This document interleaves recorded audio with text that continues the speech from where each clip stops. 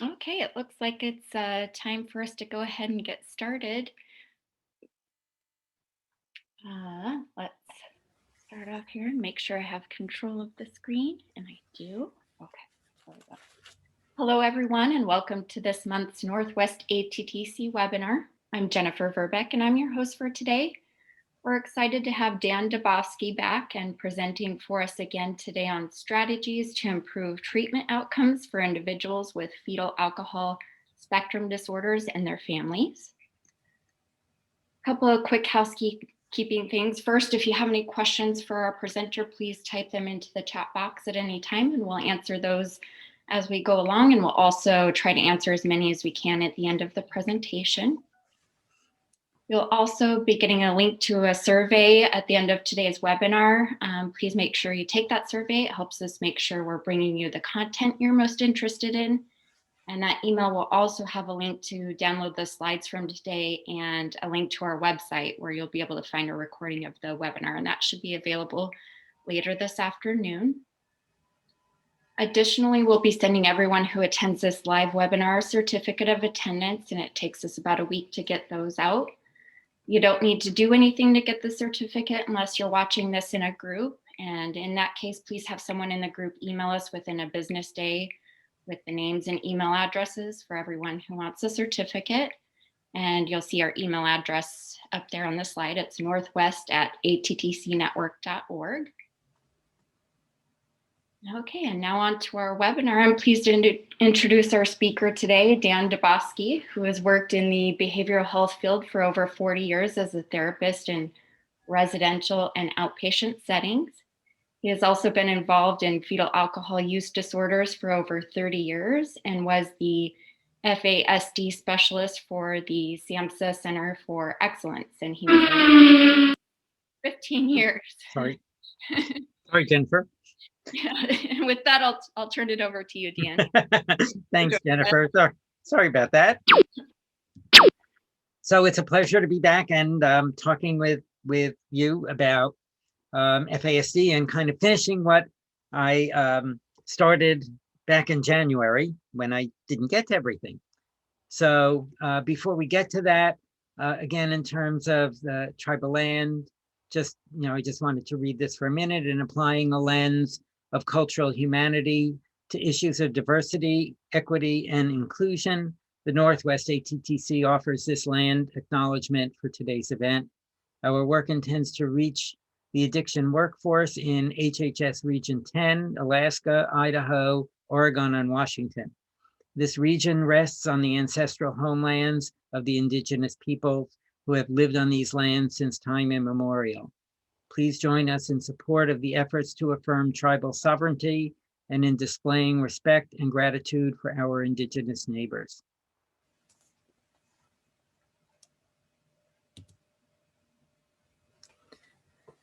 And again, here is my contact information with my email, and my email again, the K and the S in my email are the reverse of the K and the S in my name. So if I can be helpful after today with any specific questions or issues or anything else, just feel free to contact me.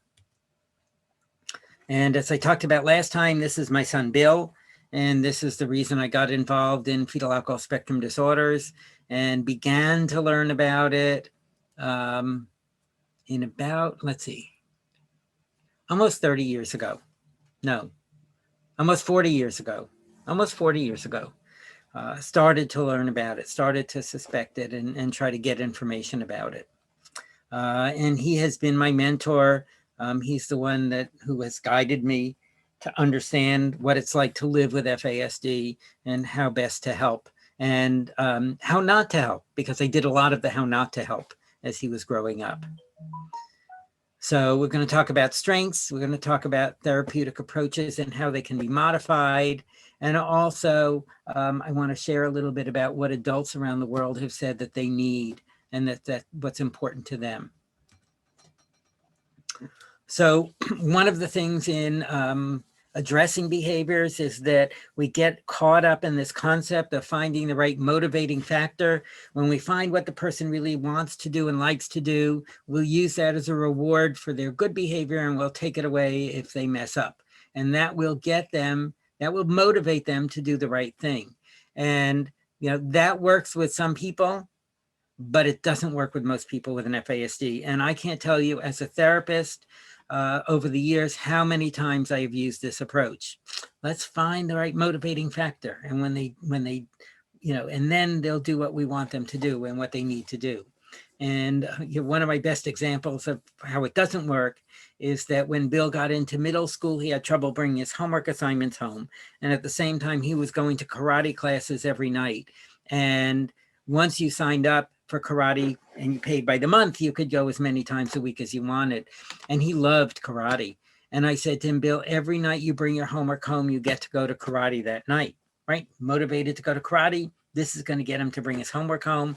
And from that day forward, he kind of never got his homework home and never went to karate again. And that was a huge mistake because he should have gone to karate every night, no matter what happened in school. But again, it was this idea that, well, I guess he wasn't really motivated to go to karate. Yes, he was. I was just setting him up to fail. And the other thing is that we are a problem-based society. We all, as professionals, we get paid for dealing with problems and for focusing on problems. And we talk about problems, we focus on problems in the individual, problems in the family,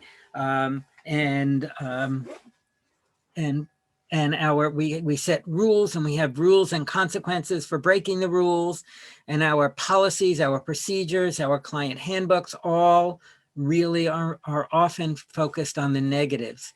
And people with an FASD have heard over and over and over again what they do wrong and what they've done wrong and how they've messed up. And often they've rarely heard what they've done right. I was doing some consulting with a women's residential substance use treatment agency, and I was down there, and they wanted some information and some help with two women who had both screened positive for a probable FASD using the life history screen. And they were having a clinical staff meeting, and they brought each of these women up and introduced them to me. And the first question I asked each of them was, what do you do well? And neither of them could answer that question. And that to me just speaks to the fact that our focus is so much on the negatives. And if I asked them what your problems are, what you do wrong, what's gotten you into trouble, they could have rattled off a whole bunch of stuff. But to say, what do you do well? It's like, oh, no, it didn't work. So luckily, I went around the room to each of the clinical staff and I said, what does she do well? And each of them luckily responded. But that just speaks to how focused we are on the negatives. And we really need to change our approach. We really need to use a truly strength-based approach, I believe, in addressing everybody. And we just don't do that. We do, here are the rules, here's what happens if you break the rules. This one, another substance use treatment agency had 63 rules and 58 consequences for negative behaviors. And it was like 63 rules. How could anybody follow 63 rules? So we need to move to, I used to call it a positive reinforcement system. And then I had somebody say, oh, I use positive reinforcement. I will say to somebody, if you do this, then we can do that. No, that's not positive reinforcement. That's reward and consequence. So I changed my language. And now I say we have to move to viewing towards a positive focus system of care. And I really think that that's essential. So positive focus system of care, again, means that we start by focusing on strengths and abilities. What are the strengths in this individual? What are the strengths in the family? What are the strengths in the providers? What are the strengths in the community? And then we build from there, because our goal is to build on the strengths and abilities that the individual has to help build their self-esteem and competence. So one of the steps is to tell the person consistently what they've done right. And I say this to families, and I say it to professionals, to providers. If you're working with this person, especially in a residential type setting, treatment setting, or other setting, or home, I want you to tell this person 5 times a day what they're doing right. And write down everything that you have said. And the reason it's important to write it down is because when something's gone wrong, you will forget anything right that has ever happened. And that's when we need to pull that out and look at that list of what's gone right. And they may be small things, but every single day, I want you to tell this person what they've done right. Now, some people will be very suspect if you start doing that because they won't trust it, because they've never heard it before, and because it doesn't fit with their self-image of being the badass, which they have developed over years and years of failing at everything and not understanding why. So that means that we have to work harder at it, and we just have to keep building this up and talking about it. So I did a training around this, and one of the staff people at the training I did was also the mother of a 14-year-old with an FASD. And I talked about this, about the positives. And she talked about her 14-year-old son, who was very angry all the time, very sullen, wouldn't eat dinner with the family, wouldn't spend time with the family, just always angry. And I got an email from her the next morning, and she said, I just want to tell you that after the training, I went home and I went up to my son and I said, I just want to thank you for all of the help you've been giving your younger brother the last few weeks. I really appreciate that. She said for the first time in months, he smiled, had dinner with the family. They spent a great evening together. Now, that doesn't mean that's going to work every night, but just her son hearing something positive instead of, I got a note from school and you did this wrong and this is what's going on here and what did you do and why didn't you do the chores that you were supposed to do, which is often a typical kind of response. So really the positive focus system begins with positives, begins with strengths, builds on that. Let's tell the person what they're doing right. And everybody involved with that person needs to be doing the same thing. We need that consistency. And again, doesn't mean we ignore challenging behaviors. We deal with them. Hopefully we deal with them fairly quickly and connected to what's happened. But it does mean that our focus is on building self-esteem and competence.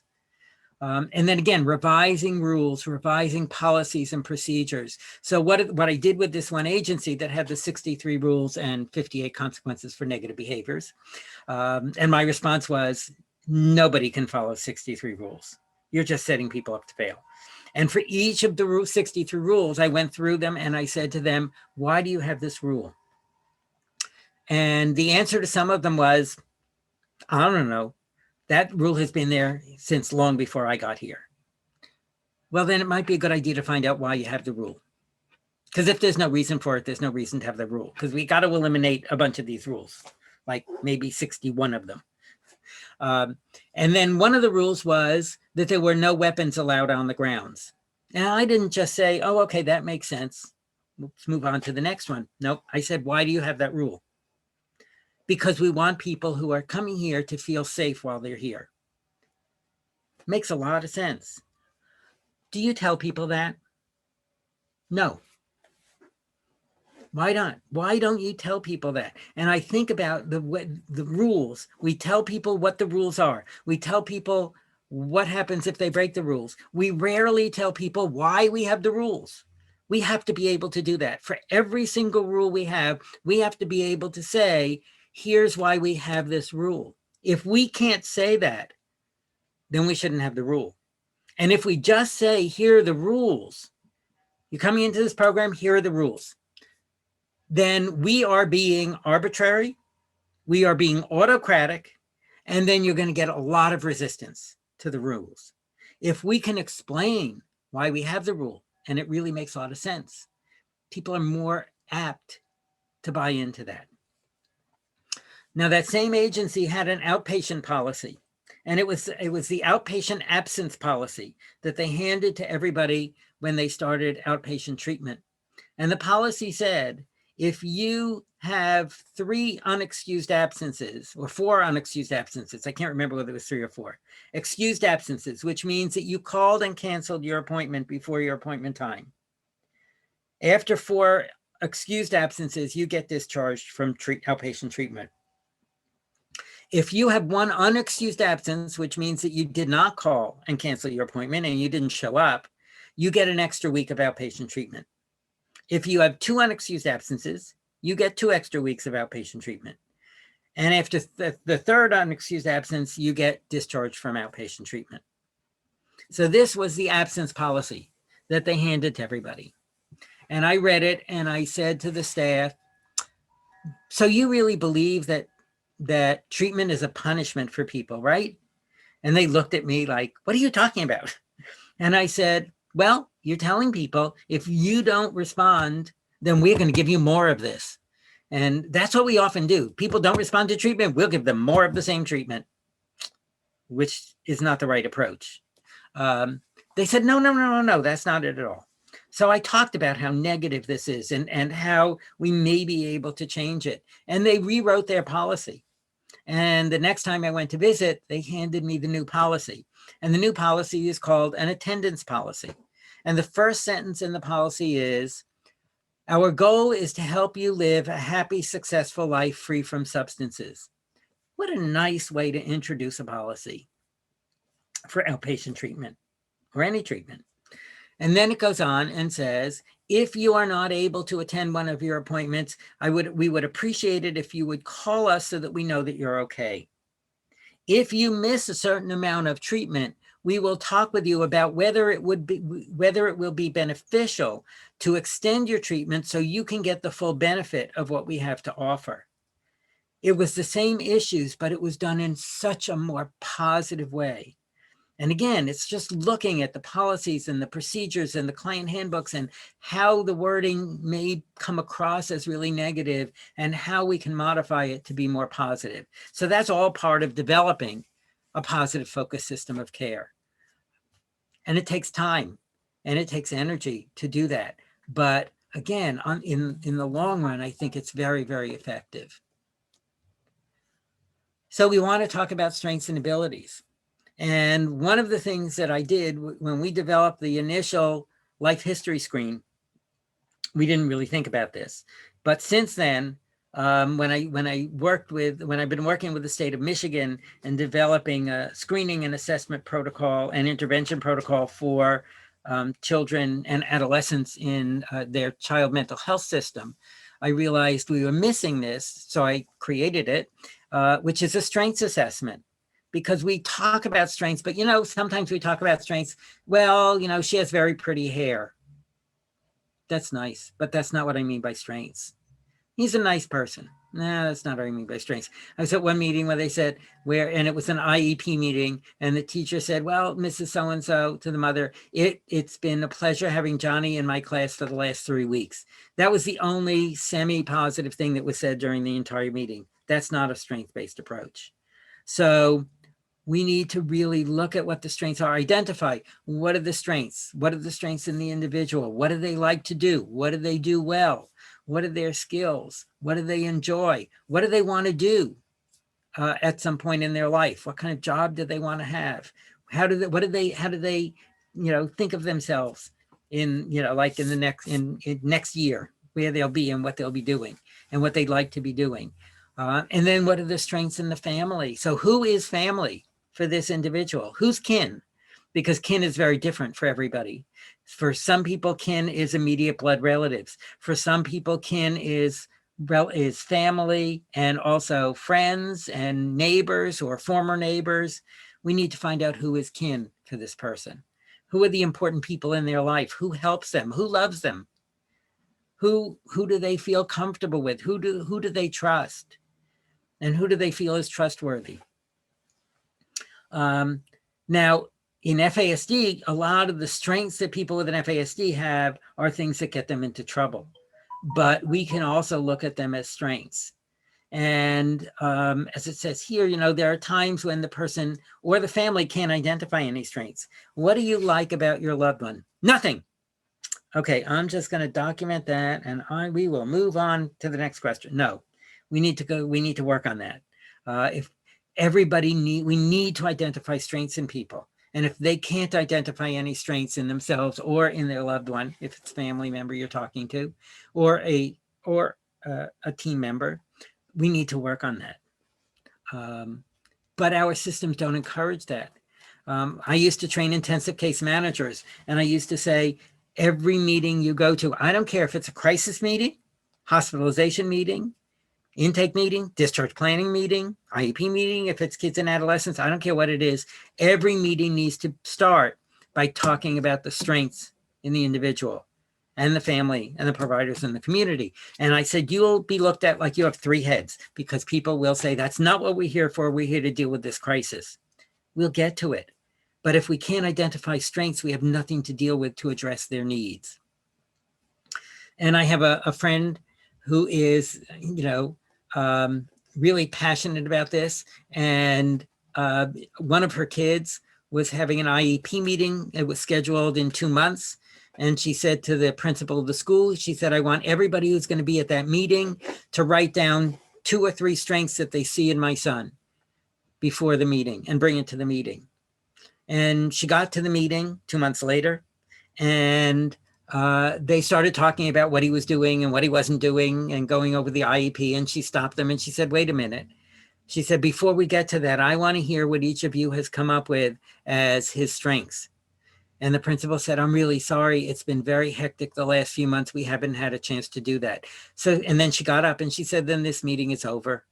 And when you have done that, you call me and we'll reschedule the IEP meeting. It takes a lot of guts for a family member to do that in a room filled with professionals. It was absolutely the right thing to do. Every meeting needs to start by identifying strengths. I think that's just so important.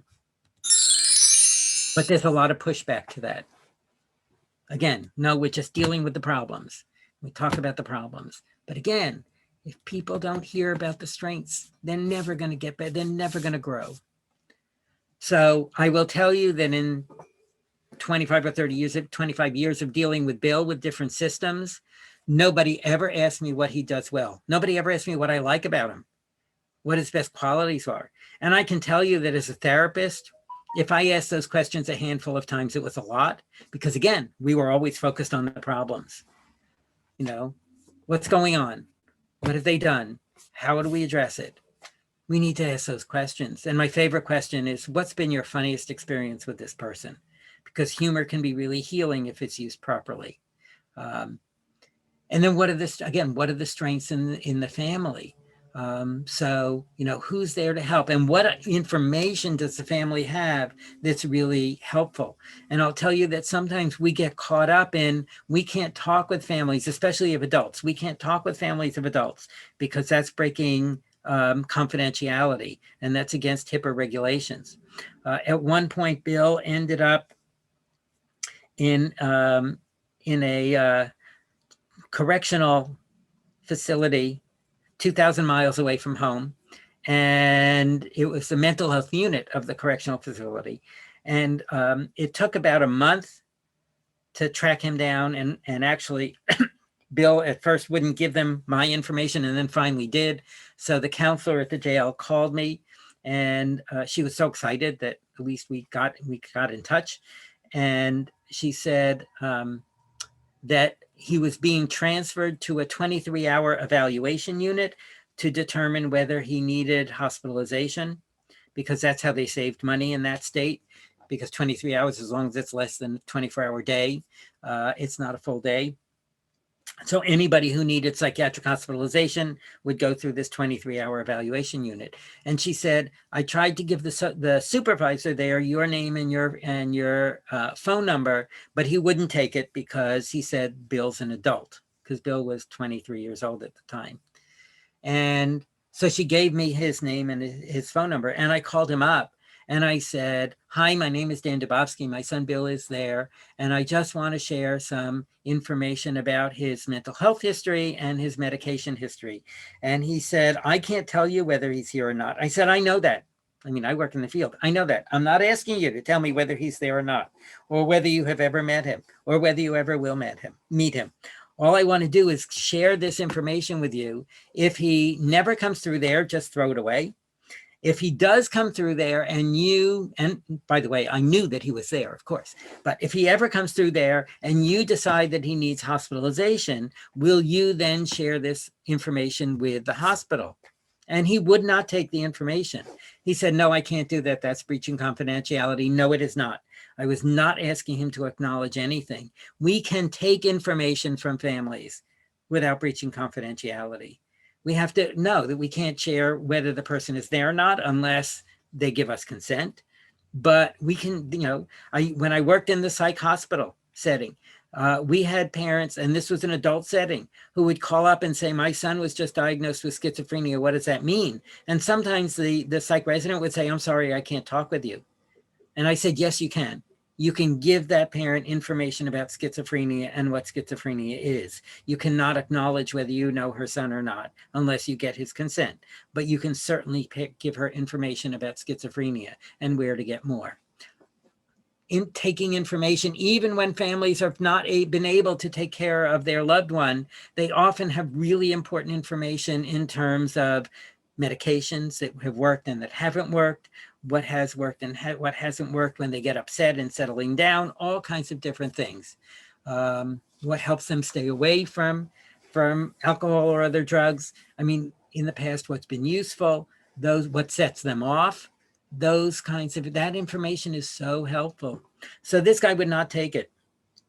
And I'll tell you that what happened was something that makes family members a little crazy, because it's as my mother would say, it's crazy making. Because what he said was, I said, well, I know that if you authorize hospitalization, he will go to this hospital, because that's what the psych counselor told me. And the guy said, well, you can call there. So the next day I called the psych hospital, or the hospital. It was just a regular hospital with a psych unit. So I called the general number in the hospital and I say, hi, my name is Dan Dubofsky. My son Bill is the patient there. And they say, hold on a minute. And then the phone rings and somebody answers it and says psychiatric unit. And I said, hi, my name is Dan Dubofsky. My son Bill is there. And they said, hold on a minute. Oh, his social worker is so-and-so, and I'll transfer you to her. And she talked to me for 45 minutes. They should never have done that. They should have said, well, I can take your name and number. I can't give you any information, but I can take your name and number and get back to you. And if someone get back to you. But that's the two opposite ends of the, opposite extremes. One of, they could have done this, and the other one, they shouldn't have done that. So, but what are the strengths in the family? Even when Bill was 14 years old, and I was doing training at that time. And I also wrote and taught courses on psychopharmacology. And he went into a psych hospital, and I said to the psychiatrist, do not give him Haldol. He's been on Haldol before. It's a terrible drug for him. It only makes him gain weight and be lethargic and kind of drool. It's not helpful at all. It just sedates him. And the next week I went to visit him, and guess what? He was very lethargic. He was kind of drooling. And I found out that first thing the psychiatrist did was put him on Haldol. It's like, because I was only his parent, I didn't know what I was talking about. We have to listen to families. And then what are the strengths in the providers? Because especially as we identify fetal alcohol spectrum disorders in a person, we want to connect them with providers who either understand FASD or are willing to learn, because that's really important. We don't want to set them up with providers who go right back to the reward and consequence approach, because that's not going to be effective for them. Or find a treatment program that really gets FASD and is willing and able to modify their approach for those with an FASD. And then what are the strengths in the community? So what do they like to do that's maybe around in the community? Do they like art, music, dance? Are there some of those programs in the community that they can be part of? Do they like animals? Could they maybe be, work in volunteer in a humane society? Is there a nursing home? Because often they do well with the elderly, depending on what they enjoy. Are there cultural traditions in the community? Things like, rituals and traditions that they can become part of, because often they just feel ostracized from everything good. But if they can feel part of a ritual or part of traditions, cultural traditions for their culture and their community, I think that goes a long way to building strengths and abilities. So here are strengths I see over and over again in people with an FASD. Everybody is different, but I see these over and over again. They tend to be very friendly, very likable, really verbal, and really strong desire to be helpful. Those get them into trouble all the time, because they meet their new best friend at the bus stop. They want to be friendly. They want to be helpful. They'll bring them to their house. They'll end up getting robbed. But we can also see these as strengths. So if they are, let's say they are in a treatment setting, and this is a person who is very friendly and really wants to be helpful and very, chatty. Maybe they can be the tour guide for visitors who come to the program. Maybe they could be the one who helps new people coming into the program get settled in and feel comfortable and feel welcome, because they can do that. But as long as it's not set up as, if you do what you are supposed to do, then you get to do this, because then you're setting up reward and consequence and you're setting them up to fail. But let's recognize these as strengths and use them. Often they really do want to be helpful. So if we ask them to do something, ask them to help with something, rather than tell them to do it, we may get a very, very different response. They are really caring. They worry about other people, but they have no idea how their words or actions affect anybody else. They're very hard workers. They're often doing the wrong thing, but they're working really hard at it. So if we get them doing the right thing, they can be really, really good workers. And it's connecting them also with like jobs that they enjoy, that they really want to do. Let's build on that. They're very creative often, music, art, dance.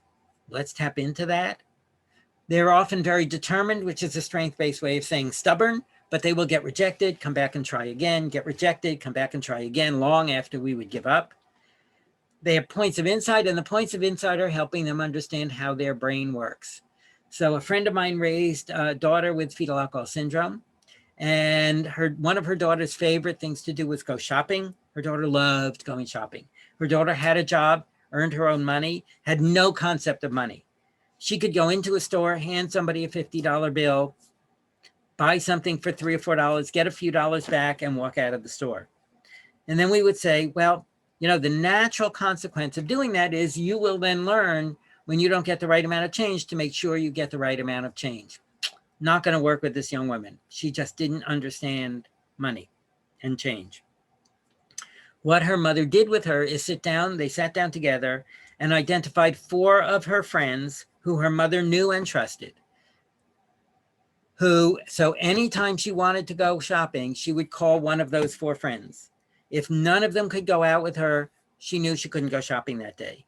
But if one of them could go with her, they would go shopping, make sure she had the right amount of change, making the right amount of money. Maybe they would go out to lunch and have a good time. That to me is a point of insight, understanding how their brain is working. So helping them understand that because of the way their brain works has nothing to do with how smart they are. They need to write everything down and do one step at a time and check every single thing off as they do it. They need to get one direction at a time. So when somebody is talking with them and giving them multiple directions, they need to be able to say, wait, no, stop. Just tell me the first thing you want me to do. And then when I'm done with that, then I'll do the next thing. Those are points of insight. That's what we want to build, is helping them understand how their brain works best.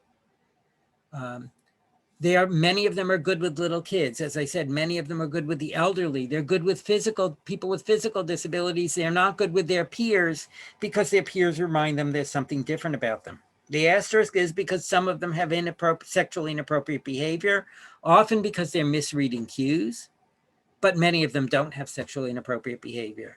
So if they are really good with one of these groups, I know a young woman with FAS who is a wonderful daycare worker, because she really relates to these little kids on their level, but she wants to really do a good job. And she is supervised by the daycare workers, but she does a great job. So if they are good with little kids, or they're good with the elderly or people with physical disabilities, let's connect them with that. Let's help them build on that, again, as strengths. They tend not to be malicious in what they do, even when they're premeditated. They're not malicious. It's not the same maliciousness intending to hurt people that you see in those with a psychopathic or sociopathic personality disorder. Even those with an FASD who have hurt or killed people, it's not the same maliciousness that we see. And every day is a new day for them. So the advantage of that is they don't hold a grudge. They can be furious with someone 1 minute, get into a fight with someone 1 minute, and 10 minutes later they want to hang out with them. And they have no idea why this person won't hang out with them. They can argue with a staff person and curse that staff person up and down, and 5 minutes later they want to hug.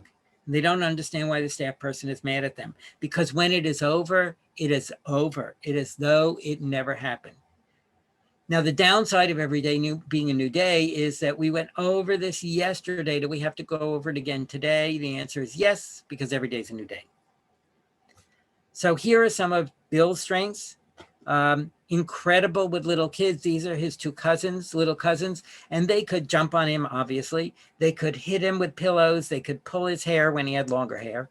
And he would never, ever, ever get upset. He would make a great daycare worker. And actually, there was a program in a local high school right near us that taught daycare. They had a class for people to become daycare workers. And I brought Bill over there and he was interviewed, and, you know, I thought it would be a great job for him because he's so gentle with them, doesn't get angry at all, really enjoys it. And he was all set to do it until some of the staff in the program he was involved in, and quote, friends of his said, "Oh, boys don't do that." And then he said, "Oh, boys don't do that. I don't want to do it," which is too bad because it would have been a great job. As I said, he loved karate. He was so excited when he could be in this tournament and kick a board, break a board in half. I put him in swimming when he was 6 years old, which is a great bimanual exercise. I think I might have talked about that in January. Bimanual exercises are really good in building nerve connections across the hemispheres of the brain.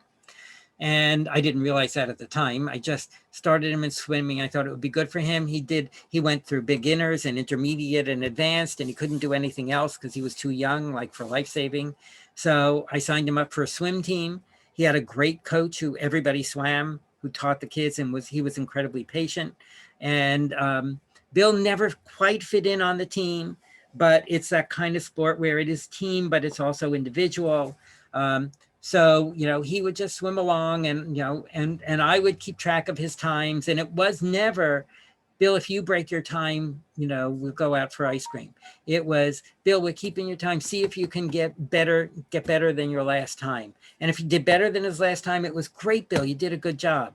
You beat your time." And if you didn't get better, do a better time, it was, "Bill, you came close. That was a really good try." And then once in a while, no matter how he swam, it was, "Well, let's go out and have some ice cream."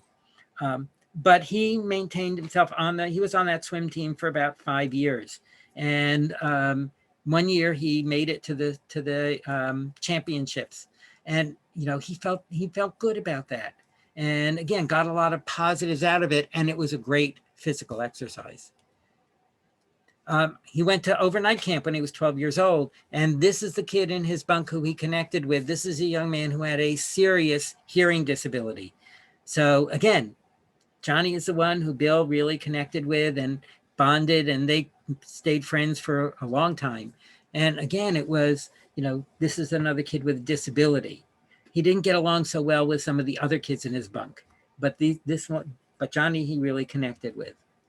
He decided he wanted to learn a language, and nobody thought that he would be able to learn Mandarin, including me, but he got these tapes, he listened to them over and over and over again, and he was so pleased with himself if we went into a restaurant and he would try to speak a few words, and if they didn't get it, I would say, "Oh, Bill, they speak Cantonese.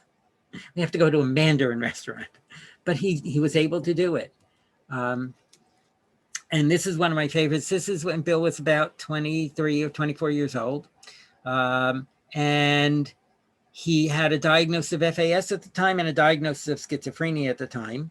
And two colleagues of mine and I were presenting at a conference in Orlando, Florida. And my one colleague wanted her grandson to come down so that she could take him to Disney World after the conference. But she couldn't have him there during the conference because we were going to be busy all 4 days of the conference. So she asked me if Bill would be willing to accompany Robbie to Florida. We live in Pennsylvania, Philadelphia, Pennsylvania. And, you know, we had worked together for a while. She knew Bill. And, you know, to ask somebody who was diagnosed with schizophrenia and FAS to take an 8-year-old who has never been on a plane before by himself on a plane, it took a lot for her to ask that and trust that. And I asked Bill, and of course, if you asked Bill to do anything, he would be happy to do it. He was so excited, of course. And I said, "Now, Robbie's never been on a plane, and he may be really, really nervous. And your job is to help him feel comfortable and help him feel safe on the plane. So our boss picked the two of them up and brought them to the gate in Philadelphia and got them on the plane. And then it's 2.5 hour plane ride. And then here we are watching them get off the gate, get out of the plane up at the gate in Orlando. This is way before 9/11. And Robbie runs over to his grandmother, and Bill comes up to me and says, doesn't he ever shut up? 2.5 hours, he never stopped talking. Bill talked a lot, but he was so pleased to be able to do that and get that positive. You know, he got a lot of positives from me and from my colleague about bringing Robbie down, and they did really well. And he also, again, he related to Robbie at 8 years old. You know, Bill's 23, Robbie's 8, but they often feel really more comfortable with people younger than they are. So that was just that's recognizing that strength of wanting to be helpful and being really patient when he needs to. And then at one point he talked about what was helpful for him and what wasn't helpful for him and people who worked with him over the years. And I said, Bill, you're so clear on that. That's so important. It's really important for other people to hear that. What's helpful for somebody like you and what's not helpful. So we put together a workshop called Therapeutic Alliances, What Helps and What Hinders from a Consumer and Family Perspective. And we presented it at several national conferences. And Bill could be clear and articulate.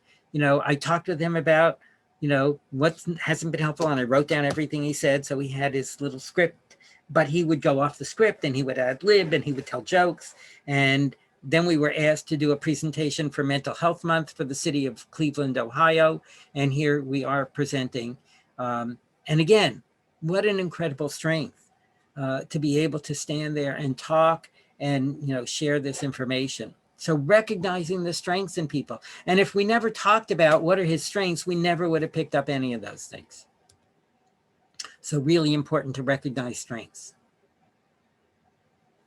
So in terms of what do we do, recognizing the FASD, recognizing the strengths in these individuals is first of all, remembering that this is a brain-based disorder. So the behaviors that we see typically are often due to how the brain is functioning. So our response to the behaviors needs to be based on understanding of the brain. And we talked about that the last time, about those brain structures that we know are damaged by alcohol and what do they do and how do we then respond to them, to the behaviors, knowing that. The focus really for those with an FASD is we need to change the environment, not change the person. And we are so focused on this person needs to change their behavior. No, we need to change the environment so that they can be more successful. That's really the goal in FASD. And there are a number of ways to do that. First of all, we want to reduce the stimuli in their environment. Don't have a treatment center with lots and lots of things all over the walls. It's way too distracting and overwhelming for them. And again, they can't necessarily articulate, oh, there's way too much. I don't know what to look at. I'm getting too distracted. No, they'll just act out. They'll talk out of turn. They'll get into difficulty. Keep it simple. A simple environment. The less is better.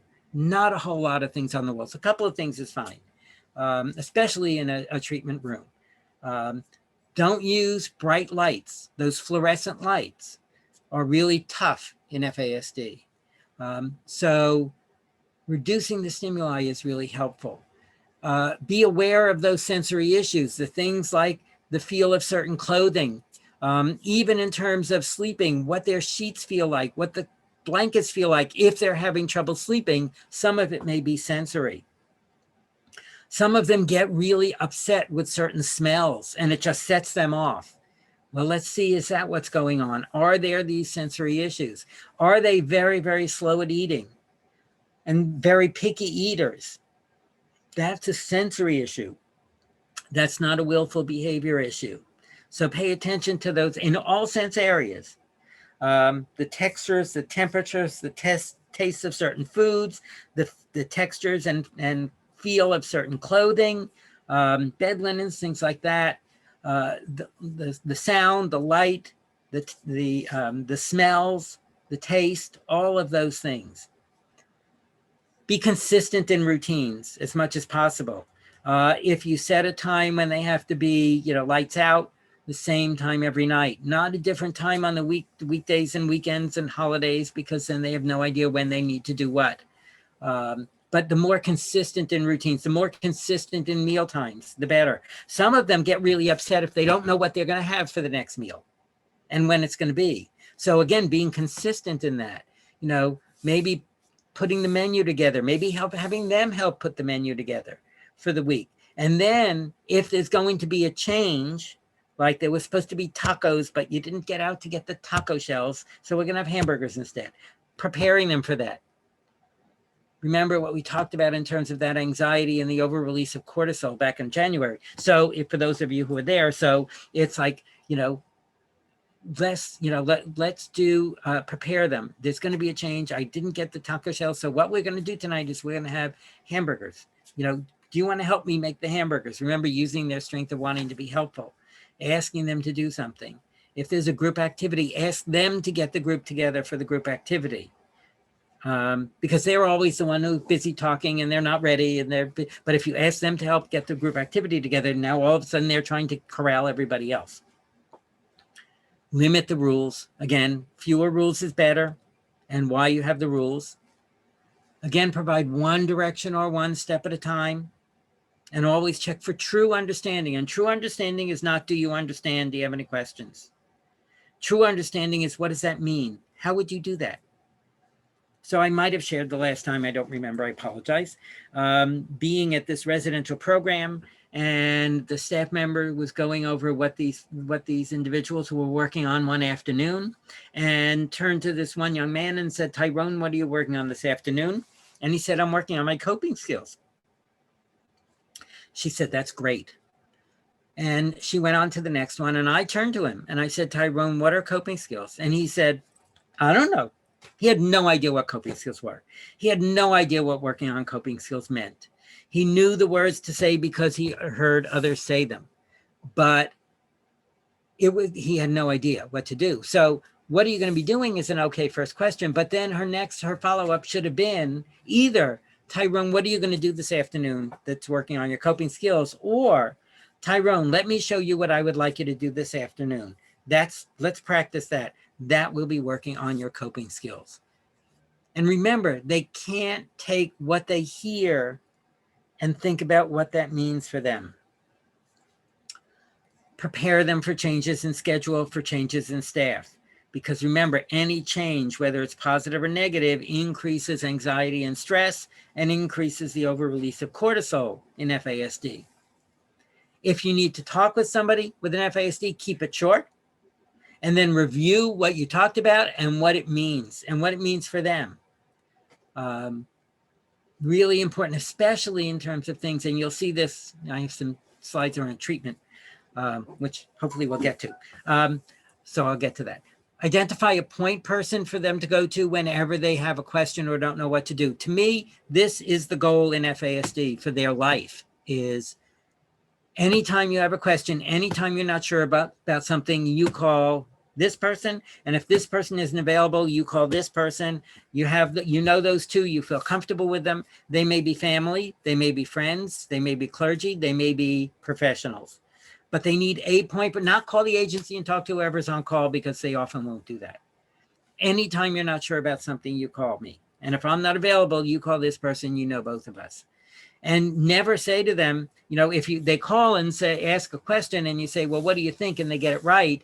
You don't say to them, that's great. You don't have to ask about that again. Never say that. It's just good job.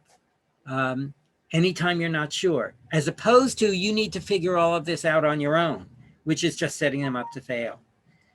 And that's really important as they move forward and they move out.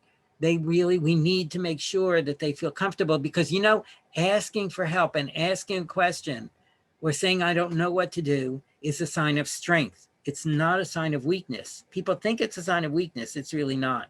It's a sign of strength. They do well with connecting them with a positive role model, a mentor, a role model, somebody who's more pro-social, so they can model that behavior, because remember, they learn best by modeling the behavior of those around them.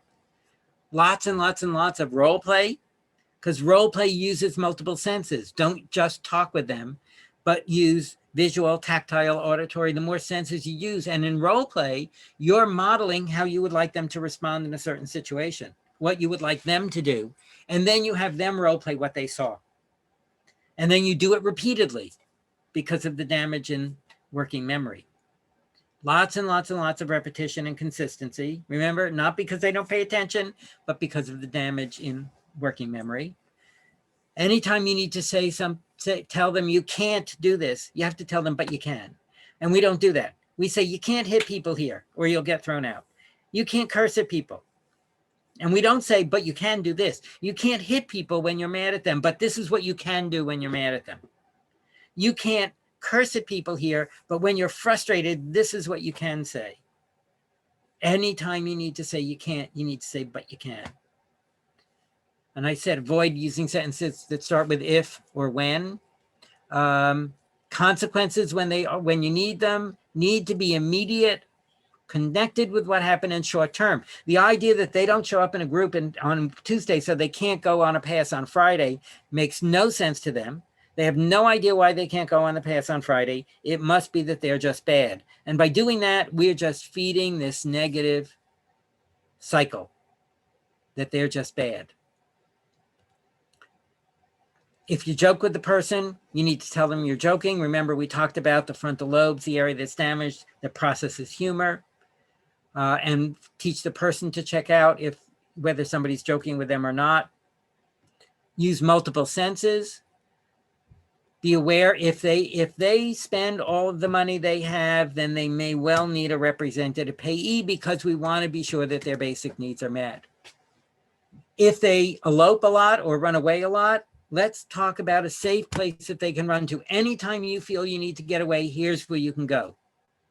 And it could be, if it's a treatment program, it could be on the ground. So the treatment program, ideally, so that we know that you're safe. But they need to get away. The other thing that's really important is to recognize that because of the damage in the brain, it takes longer for them to process information. So if you tell them to do something and they don't respond right away, don't take that as oppositional. Give them time to respond, longer than you would think, because it takes time to get that information into the brain and processed for them to respond. Try to have fun with the person every day. Do something fun together. And even in a group, just do something fun every day. Don't ignore negative attempts for attention. Everybody needs attention. Most people have no idea how to ask for attention in a positive way. And if we ignore negative attempts for attention, they will escalate until they have to get attention, and it's going to be negative. And Bill used to say, Dad, when I want attention, I act out. Because we all taught him that that's the only way to be sure to get attention. So if they're trying to get your attention in a negative way, pay attention to them. I see you're trying to get my attention. I'm really busy now. I'll get you as soon as I'm done. And then you can talk with them about better ways to get your attention. Again, we talked about this last time. Identify signs when they're beginning to get stressed or anxious or angry or frustrated, and then go over with them 2 things that help them calm down. Practice, practice, practice. These are things that help them calm down when they're upset. And that when they begin to feel that way, that's when they take a chill out and do one of those 2 things. Find something they like to do and do well that's safe and legal, and work to have them do that regardless of their behavior. Try to look at everybody truly as an individual and say, what does this person need in order to succeed? How do we help them do that? Rather than, if they're ready, they'll follow what we do. Many of them do well with sign language because sign language is visual, it's not auditory. And remember, verbal receptive language processing is really impaired. So maybe come up with some signs for different things that you want them to do. We can give them a sign to go take that chill out and do one of those things to calm down. We want a chill out space is a corner of a room that maybe has a beanbag chair, a cardboard box, like a stove box carpeted on the inside and open on one end, maybe a book, maybe a player with some soft music. And that's where they go to just calm down and take their chill out. We want to use literal language and person first language. So there's really no such thing. From my point of view, it's not an FAS person, but it's a person with FAS. There's no such thing as an oppositional person, but it may be that it's a person with an oppositional disorder. Again, he's he's bipolar, but he has bipolar disorder. And, not, she's a substance abusing woman, but maybe she's a woman who has a substance use disorder. Not he's an ex-con, but he's been in jail. And my preference is to have people say that they have an addiction rather than they're an addict. Because if they're an addict, then is that truly their entire identity? And if it is, then we often lose sight of looking at their strengths and abilities. And it's a person who has an addiction that we have to address, has a disease, and the disease may be alcoholism. We want to address that, but it's also a person with strengths and abilities. So in treatment programs, be consistent in appointment days and times. They do bail. If you can touch base with them every day for 10 minutes, it's better than seeing them once a week for an hour. Because if every day is a new day, then when you see them once a week, it's like going over the same thing over and over and over again. If they miss their appointments or they're late for their appointments, it may be useful if they have a cell phone or an iPad or whatever, tablet or whatever, is to talk about setting reminders for when they have to leave for their appointment, as opposed to when their appointment time is. And maybe send them a text reminder 10 minutes before. Don't forget, 10 minutes till you need to leave for your appointment. Because there are so many things going on in your life. I'm amazed that you remember as much as you do. Would it be helpful to try this? Not you don't pay attention or you have trouble paying attention. It's how you approach it makes a world of difference. We want them to feel that they are interdependent, which means that they know who they can go to. They know who they can count on when they need it. Medication should never be a goal in a treatment plan, but always a step towards achieving their goal. We need to address the ongoing losses for the individual and the families. And that's a whole different training on loss and grieving as an ongoing process, because everybody dealing with addiction issues, everybody dealing with FASD, everybody dealing with other disabilities has experienced multiple losses. Again, one rule at a time, check true understanding. Kind of we talked about a lot of this. If there's simplify medication schedules, so that they're taking medication at the same time and maybe less frequently. Maybe they do better with an injectable where they only need it once a month or once every 3 months, once a month or so, as opposed to remembering every day, twice a day to take it. If there's aftercare, warm handoffs. Let them meet the person they're going to be working with afterwards ahead of time, or where they're going to be going ahead of time, whenever possible, rather than here's your appointment card or whatever it is. Again, ask about prenatal alcohol exposure routinely in all assessments. Limit the number of meetings a week. Every Tuesday and Thursday, I want you to go to this meeting, rather than here's a list of meetings. You choose what meetings to go to. You need to go to 90 meetings in 90 days. Not going to work.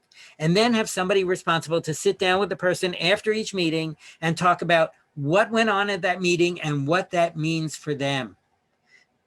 Because that's what they can't do. They can't hear what other people talk about and think about how that connects with them in their life. Same thing with group. After group, somebody, the facilitator or one of the people in group, need to sit down with this person for maybe 5 minutes or 10 at the most and say, this is what went on in group today. This is what I heard. What did you hear? This is how I think it really fits for you, and what makes sense in terms of your life and what might be helpful to you. What do you think about that? Because they can't pull that out themselves, which is the expectation for like AA and NA and group therapy. So that's what this is. I want to skip all this, even though it's important, but if you get the handout, you can see that zero tolerance doesn't work. No eject programs are much better. Often movement or dance therapy, art therapy, cultural traditions and rituals. Many of them do really well with therapy dogs, and think about that. Therapy animals can be really useful for them. So I wanted to end and just get to this. because this was a survey that was done by 5 adults with FASD, an international survey. They got about 451 responses so far from around the world of from adults with FASD in terms of what they feel they need. And I think this is just so telling in terms of what we need to provide.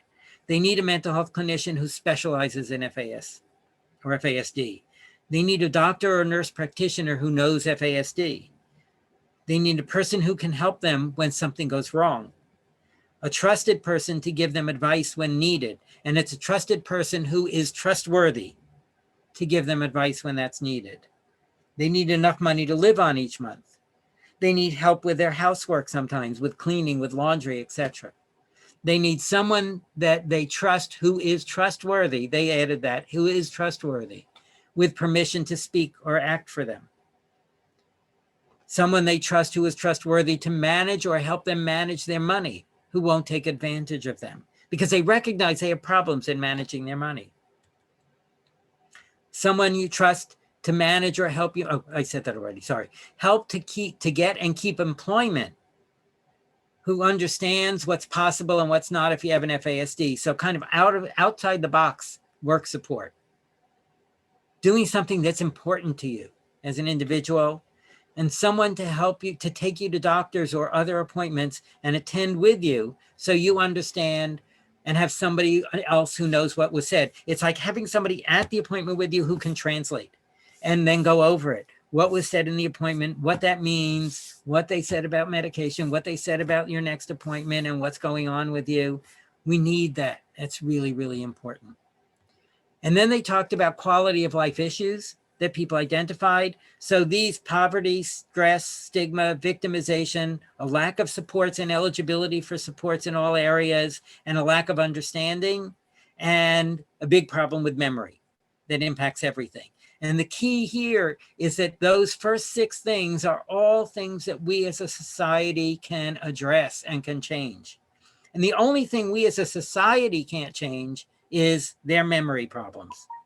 But what we can do is improve their memory with the right kinds of understanding and support. And I think that that's really key, that we need as a society to do more of addressing those other issues and really help change. And this is, again, this is changing the environment. So in terms of the memory, we're not going to fix their memory, but we can change the environment to help them be more successful with their memory issues.